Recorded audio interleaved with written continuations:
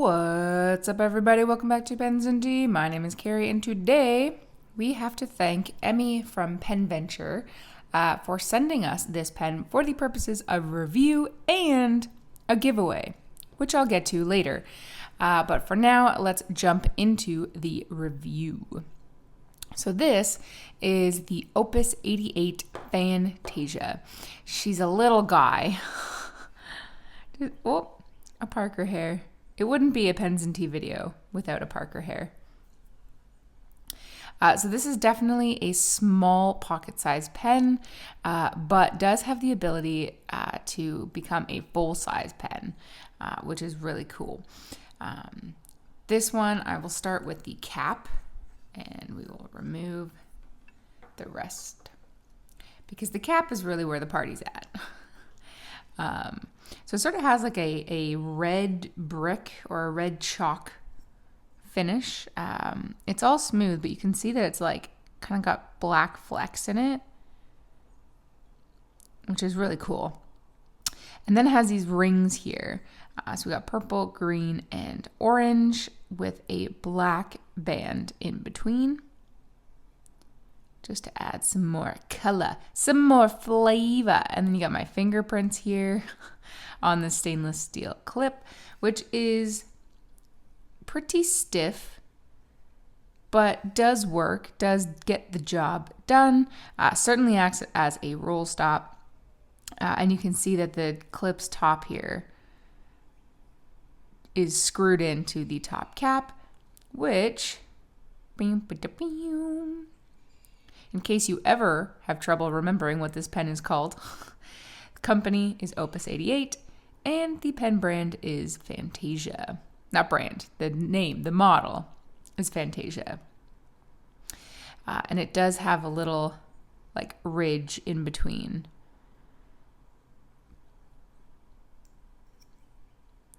And you can't really see on the inside of the cap, but it's just a basic cap. And when you remove said cap from the unit, here I'll zoom out a little, it does make the pen pretty small. But just like the TWSBI Mini, you can screw the pen onto the back and then becomes a full-size fountain pen. For me, it's pretty evenly weighted. I would say there's a slight bit of weight to the back, but I don't really notice it too much while writing, maybe because the entire barrel is filled with ink, so that helps to keep it down as well. But for now, let's just take this off. All right. So, as I just said, the entire barrel is filled with ink. If you are familiar at all with Opus 88s, they are all essentially eyedropper pens. This little guy on the back here does screw out, and there is a little piston rod in the middle, but it is not a vacuum fill pen.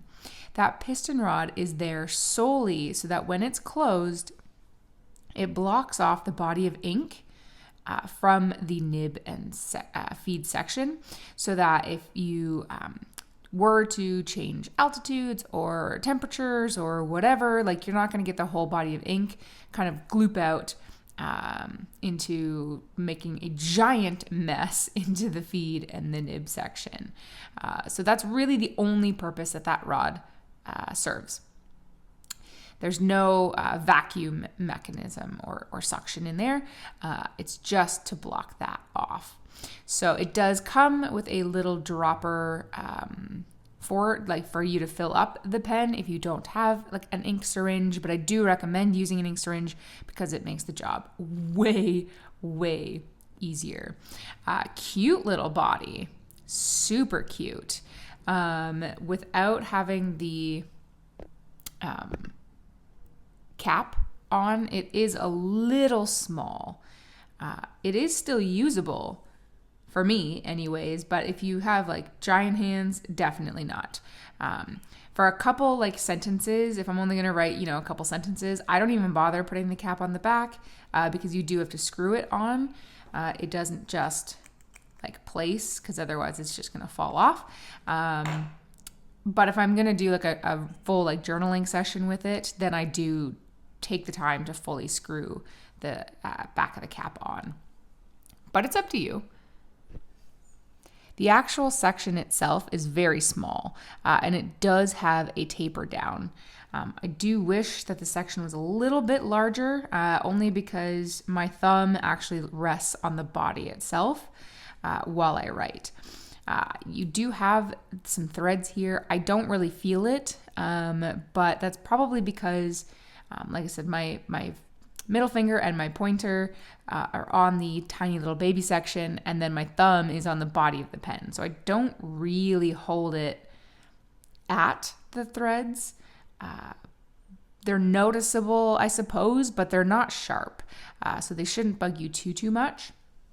I haven't had any slipping problems because there's nothing there to stop you, and it is so small and it is tapering pretty intensely.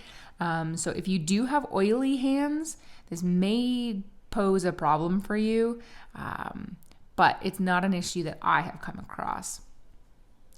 And then the nib is, I'm going to say a number 5 size nib. If you're familiar at all with Pilot and what their sizes are, then you'll know that it is a smaller nib. So for example, I have a Pilot Custom 74 here. It is basically the same size. So it's definitely smaller. Let me get another pen here. This is the Leonardo Momento Magico number 6 size nib. So you'll see that it is a smaller nib. But it's a smaller pen, so it makes complete sense. If there was a number 6 size nib on here, then it would just be strange. Straight up, it would just be so strange. So I think that it makes sense, and then you just screw the whole pen into the cap, and it makes a really cute pen.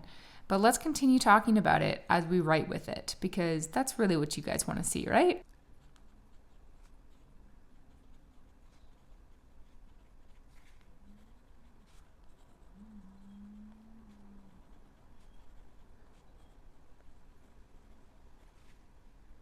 All right, so we got the quick brown fox jumps over the lazy dog.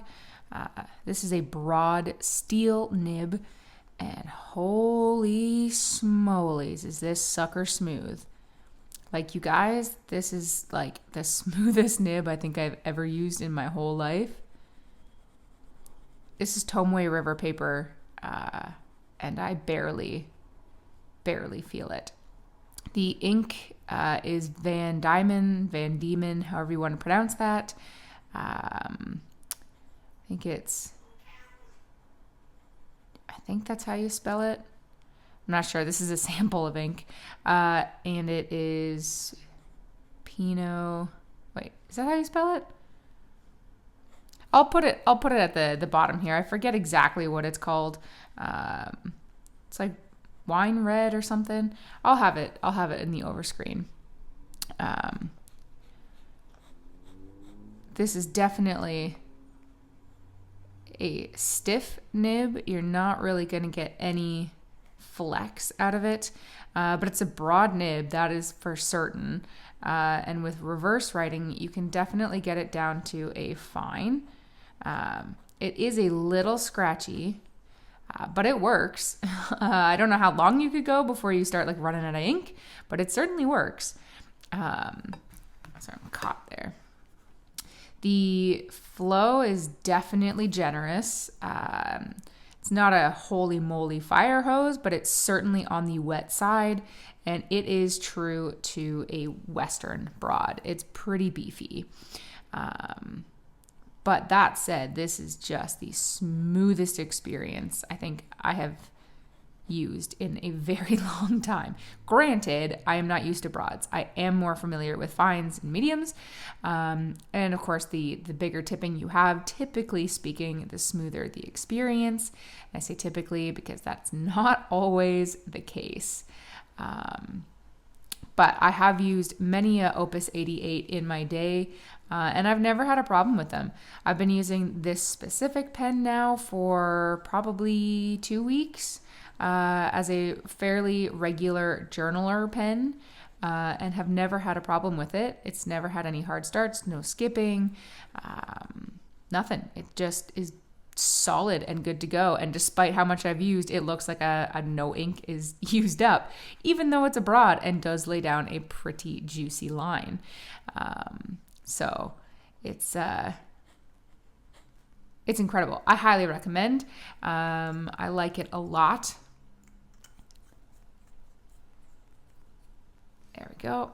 And if you get the chance, check it out. But wait, there's more. That's right. This pen will be given away. I will basically clean this out when I'm done using it.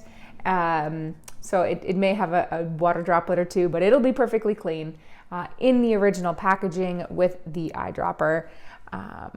And I will ship this basically worldwide. Excuse me. There's not really a whole lot of things you have to do in order to win it. Basically, the only thing you've got to do is subscribe to me. So be a subscriber on YouTube, which most of you are, and also subscribe to Emmy. If you don't already, I will have a link to his YouTube channel down below. And just leave a comment on this video being like, cute, or whatever. It doesn't have to be anything. Just any comment will do. If it's super, super mean and nasty, then I will remove it. But like, other than that, any comment will do. And then, yeah, just be subscribed to myself and to Emmy from Pen Venture, because without him, this would not be possible.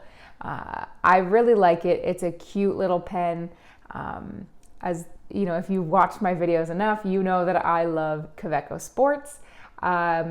Admittedly, this does not replace my love for Kaweco Sports. It's a little bit bigger than a Kaweco Sport, but I think it will suit a lot of people just perfectly. So hit this like button if you like the video. Hit the subscribe if you want to see more every Monday and Friday, and enter the giveaway. Check out the Patreon account in the description if you want to help support me and what I do here. Definitely check out Emmy from Pen Venture. And as always, I'll see you next time. Bye.